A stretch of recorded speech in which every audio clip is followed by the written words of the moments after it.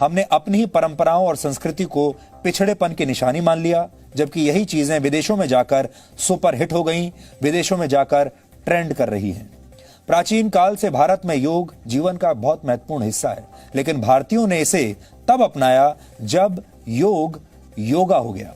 America में प्राणायाम की training के लिए लोग 1,82,000 रुपए तक दे रहे हैं और वहां पर योगा का बाजार लगभग 1,15,000 करोड़ रुपए तक पहुंच गया है। इसी तरह से भारत का हल्दी वाला दूध पश्चिमी देशों में पहुंचकर अब टर्मरिक लाटे बन गया है।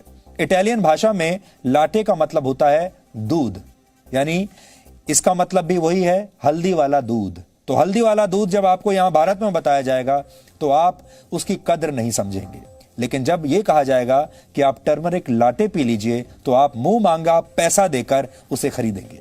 और यह नाम भारत और पश्चिमी देशों के लोगों को बहुत फैशनेबल लगता है, लेकिन असली नाम यानी हल्दी वाला दूध किसी को पसंद नहीं आता। लेकिन जैसे ही यह फैशनेबल होकर टर्मरिक लाटे बनता है तो लोग इसकी मुंह मांगी कीमत देते हैं।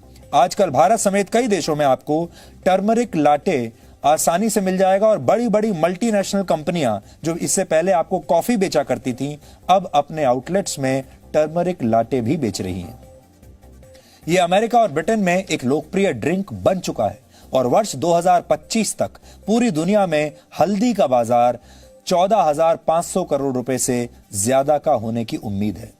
भारत के गांवों में टूथब्रश के बदले नीम के दांतों का प्रयोग अक्सर किया जाता है और वहां यह बिल्कुल मुफ्त में मिलता है, लेकिन विदेशों में इसे च्यू स्टिक्स का नाम दिया गया है और इसकी कीमत 200 रुपए तक होती है।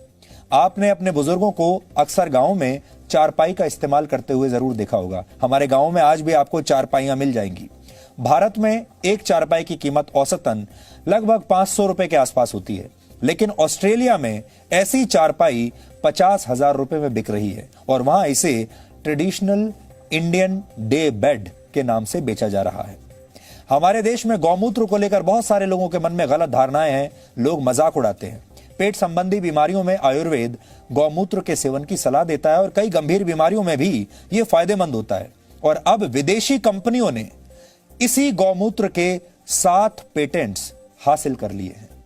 सिर्फ परंपराएं ही नहीं, पश्चिम में अब भारत की पूजा करने की पद्धति भी मशहूर होने लगी है। हमारे देश में पत्थरों की पूजा की जाती है, अब अमेरिका में इसकी नकल की गई है और वहां पर इसे ग्रैटिट्यूड रॉक का नाम दिया गया है।